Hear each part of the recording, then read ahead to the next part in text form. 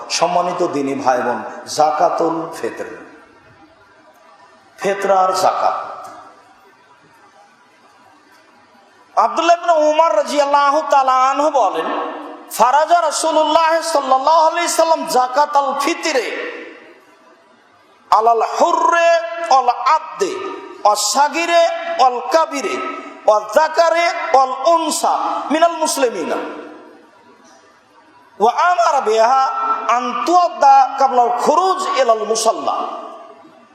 আব্দুল্লাহ ইবনে উমর বলেন, রাসূল সাল্লাল্লাহু আলাইহি ওয়াসাল্লাম ফিতরা ফরজ করেছেন সান মিন তামারিন, এক সা খেজুর, সান মিন সাইরিন, এক সা জব।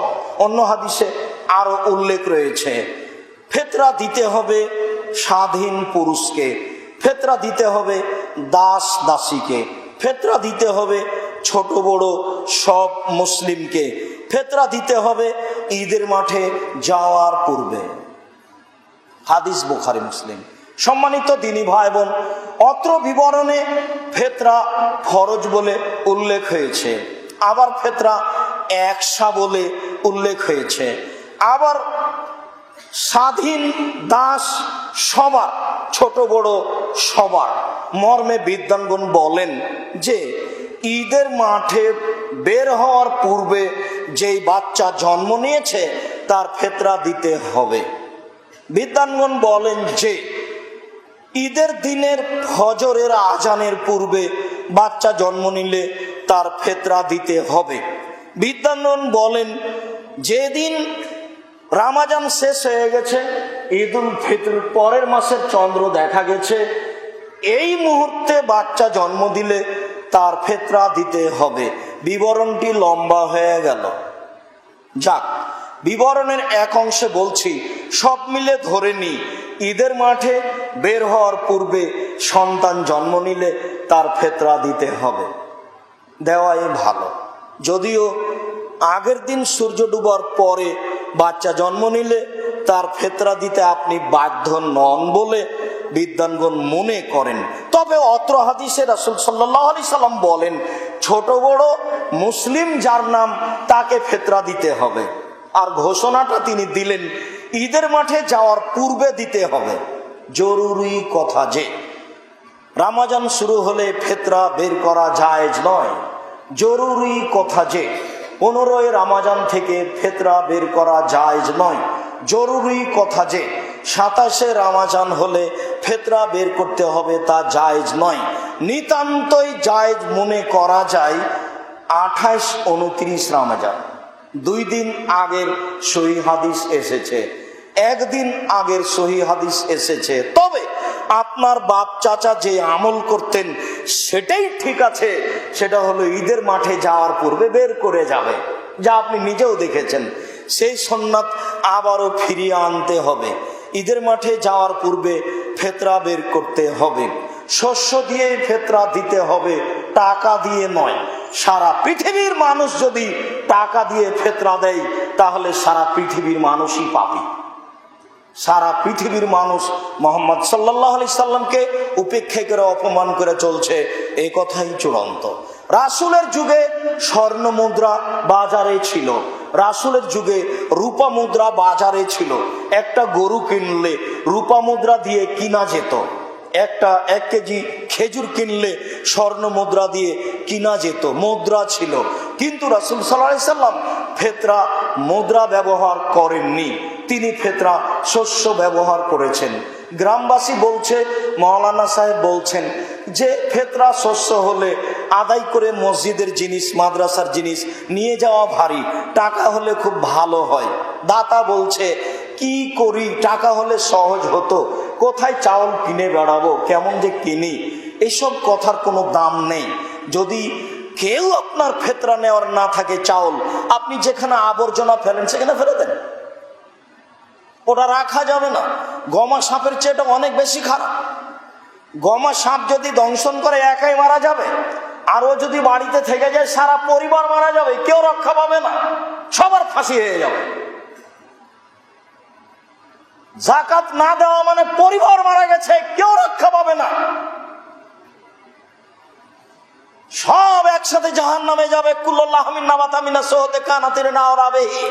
যেই সম্পদের যাকাত বের করা হয় না সেই সম্পদ হারাম, আর যে হারাম উপায়ে বড় হয় তার জন্য জাহান্নামী যথেষ্ট, এই কথা মুহাম্মদ সাল্লাল্লাহু আলাইহি সাল্লাম বলেন। অতএব গমা সাপ বাসায় থাকতে পারে, থাকলে দংশন করবে, এ কথা ঠিক নয়। মানুষে বলে বাঘের দেখা সাপের লিখা, যদি ভাগ্যে লিখা থাকে সাপ দংশন করবে, অন্যথায় করবে না। যাকাত না দিলে সারা পরিবার মারা যাবে, এ কথাই ঠিক। সম্মানিত দিনী ভাই বোন, বলছিলাম ইরাকের শাহ একটা পরিমাপ, কাঠা, স্যার। আপনার মা আপনার স্ত্রী চাউল মেপে পাতিলে দেয়, ওটার নাম একটা আছে, এটা পরিমাপ, এটা ওজন নয়। তো রাসূল একটা পরিমাপে ফেতরা দিতেন। সেইটা আজও যদি মদিনা মক্কা থেকে নিয়ে এসে মাপেন তাহলে 2.5 কেজি, 2 কেজি 400 গ্রাম, 500 গ্রাম এরকমই হবে। আর যদি ইরাক থেকে নিয়ে আসেন তাহলে মেপে দেখলে চাউল বা গম 3.5 কেজি হবে। যেহেতু মাঝহাবি ভাইয়েরা ইমাম আবু হানিফাকে মানেন, যেহেতু ইমাম আবু হানিফা ইরাকের মানুষ, কাজেই রাসূলের সাথে মহব্বতের প্রয়োজন নেই। মাঝহাবের সাথে ভালোবাসা রাখার কারণে তাকে 3.5 কেজির অর্ধেক, 1.25 কেজি মূল্য ধরে এই যাকাত তিনি নির্ধারণ করেছেন।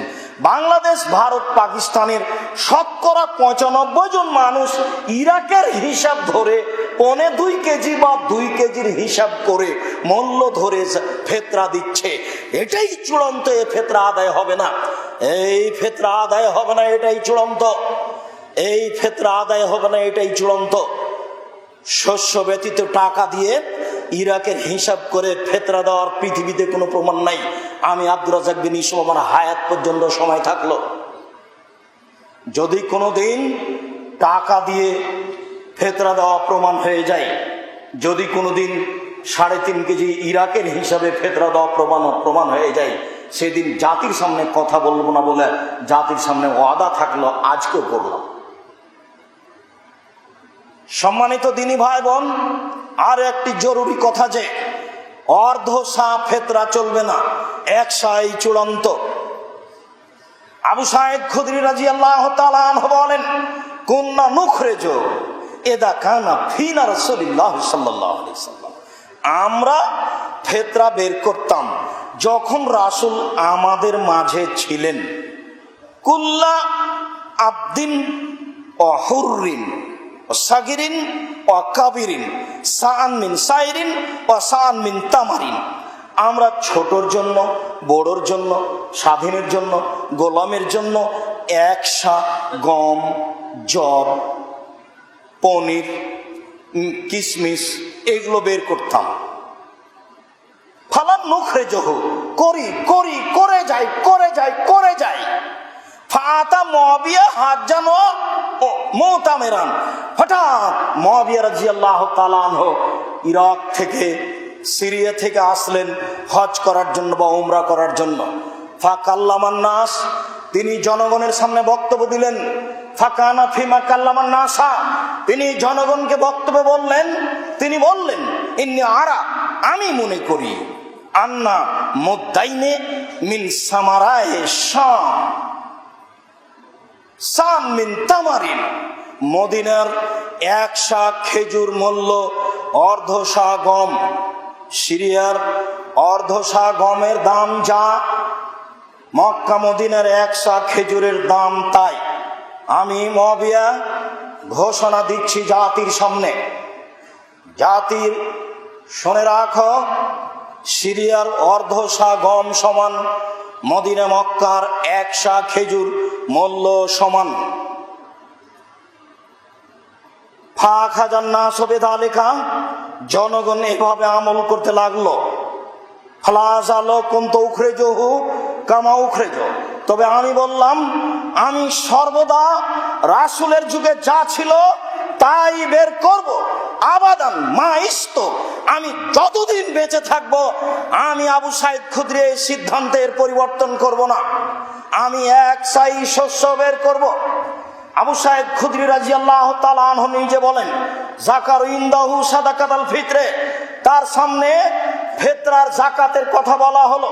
তিনি বললেন, লা উখরিজু ইল্লা কামা উখরিজুহু, আমি যাকাত ফিতরা বের করব না, তবে রাসূলের যুগে যা বের করেছি তাই করব।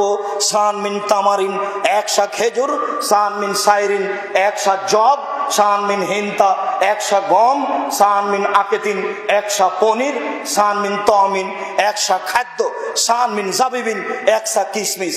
আমি আবু সাঈদ খুদরি রাসূল সাল্লাল্লাহু আলাইহি সাল্লামের যুগে যা ছিল তাই করব। কাল রাজুলুন মিনাল কওম, জনগণের একজন দাঁড়িয়ে বলল, মুদাইনি মিন কামিন, কেন অর্ধশা গম দিলে হবে না? মুআবিয়ার বক্তব্য। তখন তিনি বলছেন, ফাতিলকা কিমাতু মুআবিয়া, আরে বলো কি, না হবে না, এটা না, লা এটা হবে না, এটা হচ্ছে মুআবিয়ার মূল্য হিসাব, এটা হচ্ছে মুআবিয়ার মূল্য হিসাব, এটা হচ্ছে মুআবিয়ার মূল্য হিসাব। লামাক বালোহা, আমি তা গ্রহণ করি না, ওলা মালোহা, আমি কিয়ামত পর্যন্ত, আমার মরা পর্যন্ত আমি কোনোদিন তা মানব না। জরুরি ঘোষণা। বাইহাকি, আবু সাঈদ খুদরি রাদিয়াল্লাহু তাআলা আনহু কিয়ামত পর্যন্ত জাতির সামনে ঘোষণা দিয়ে গেলেন, ওটা মুআবিয়ার মূল্য হিসাব, আমি আবু সাঈদ খুদরি তা মানব না, আমি তা গ্রহণ করব না। অতএব একশা শস্য দিতে হবে, এটাই চূড়ান্ত, অর্ধশা নয়। অতএব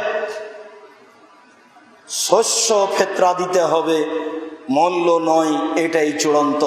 জাতিকে বিষয়টি বুঝে আমল করার জন্য অনুরোধ জানাচ্ছি। সম্মানিত দিনী ভাই বোন, আমরা আজকের যাকাতের আলোচনার পুনরাবৃত্তি। মানুষ যাকাত দিতে বাধ্য। যাকাত দিয়ে জান্নাত হবে এ কথা নয়, যাকাত দিলে ফাঁসি রক্ষা হবে। দান করে জান্নাত পাওয়া যায়। পৃথিবীতে সবচেয়ে শক্তিশালী ইবাদত হলো দান, যা আমি দিন রাত আপনাদের সামনে বলে আসছি। দানের চেয়ে শক্তিশালী ইবাদত পৃথিবীতে নেই, যার জন্য রাসূল সাল্লাল্লাহু আলাইহি ওয়াসাল্লাম সবাইকে দান করতে বলেছেন। রাসূল সাল্লাল্লাহু আলাইহি ওয়াসাল্লাম রমজান মাসে পূর্ব দিকের বাতাসের চেয়ে বেশি দানশীল ছিলেন। পূর্ব দিকের বাতাস প্রবাহিত হলে সবকিছু তরুতাজা হয়, ঘাসপালা কালো হয়ে যায়, তরুতাজা হয়। পশ্চিম দিক থেকে বাতাস প্রবাহিত হলে বাড়িঘর ভেঙে যায়, সব ধ্বংস হয়ে যায়, লু হাওয়া বহে উত্তর দিক থেকে বাতাস প্রবাহিত হলে। তবে পূর্ব দিক থেকে বাতাস প্রবাহিত হলে সবকিছু উপকার পায়। পূর্ব দিকের বাতাস যত উপকারী, আমি মুহাম্মদ সাল্লাল্লাহু আলাইহি ওয়াসাল্লাম রমজান মাসে তার চেয়ে বেশি দানে উপকারী মানুষের কাছে। ভ্যান চালককে দান করতে হবে রমজান মাস। সম্মানিত দিনী ভাই বোন, খুতবার শেষে এসে জরুরি কথা, তাড়াতাড়ি ইফতার করুন। আজানের পূর্ব মুহূর্তে সাহারি খান। সাহারি বরকতপূর্ণ জিনিস, কম খান। কয়েকদিন মাত্র আছে, রমজানকে মূল্যায়ন করার চেষ্টা করুন। বেশি বেশি তাসবিহ তাহলিল জিকির আজকার করুন, তেলাওয়াত করুন। রমজান আসলো, তারপর পাপ ক্ষমা হলো না, এমন ব্যক্তি ধ্বংসাত্মক ব্যক্তি, ক্ষতিগ্রস্ত ব্যক্তি। তার নাক মাটিতে মিশে যাক, সে ভালো মানুষ নয়। রমজান পাওয়ার পরে পাপ মোচন করতে পারলো না মর্মে যথাযথভাবে রমজানকে মূল্যায়ন করি, যথাযথভাবে সম্ভবপর দান করার চেষ্টা করি, যথাযথভাবে যাকাত হিসাব করে দেওয়ার চেষ্টা করি। ফিতরা টাকা দিয়ে নয়, শস্য দিয়ে দিই। ফিতরা অর্ধশা নয়, একশা দিই, যা বিবরণে স্পষ্ট হলো।